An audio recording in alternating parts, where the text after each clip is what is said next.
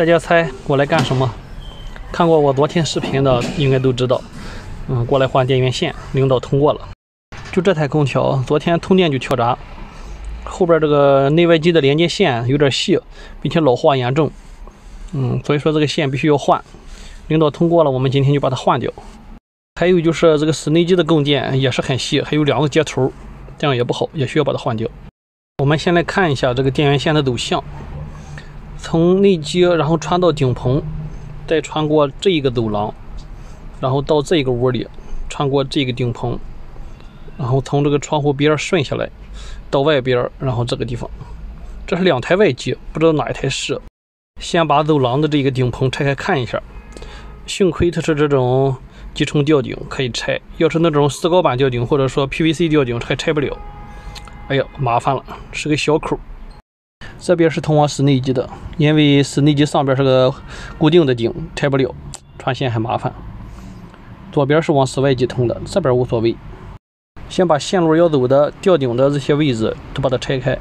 像这种集成吊顶拆起来很简单，如果有吸盘的话，一吸这个边就可以下来，没有吸盘用这个壁纸刀也可以，轻轻的这样就抠就下来了。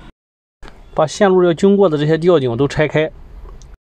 接下来我们首先要确认的是2台外机，哪一台是这个空调的外机。我们先打开这一台空调量一下，看看它的电压，待会儿让里边的大夫帮忙断电就知道了。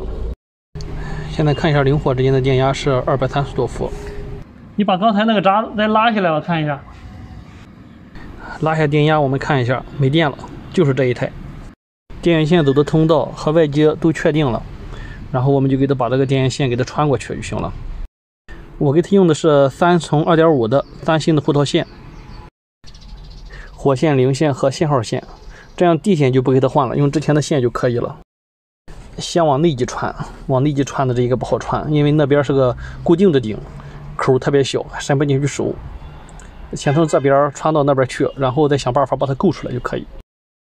到这边直接骑了内机上，这个位置真是不得劲儿呀，并且这个口特别小，你看我这大徒手伸不进去呀也。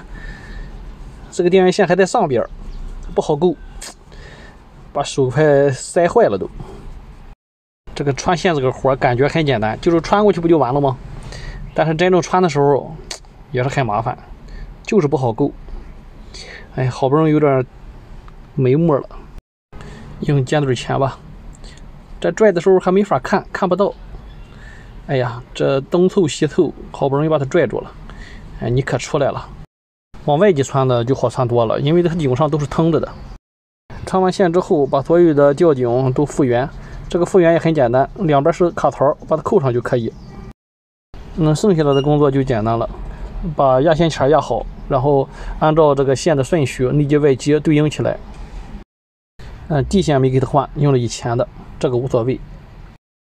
接下来把给空调供电的主电源线给它换一下，它是3星的4平方的线，但是我这个线是2.5平方的，想用2根并着用，但是这样用的话一定要注意啊，你的2根线一定要长度一样，规格型号是一样的，要不然根据这个并联分流的这个原理，那么你2根线如果粗细不一样，或者说长度不一样，2根线的电阻也不一样，那么经过这2根线的电流它就不一样，很容易就会烧掉其中一根，烧掉其中一根，把另一根也很快就烧掉了。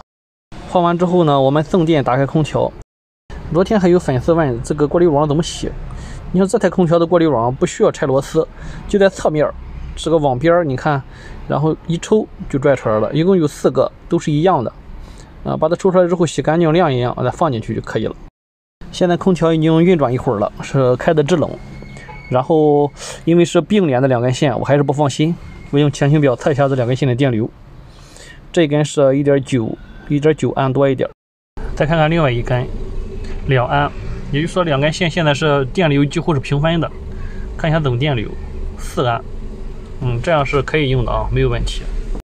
2根细线是可以这样并联来当一根粗线来使用的啊。这样这次的维修就完成了，谢谢大家的观看。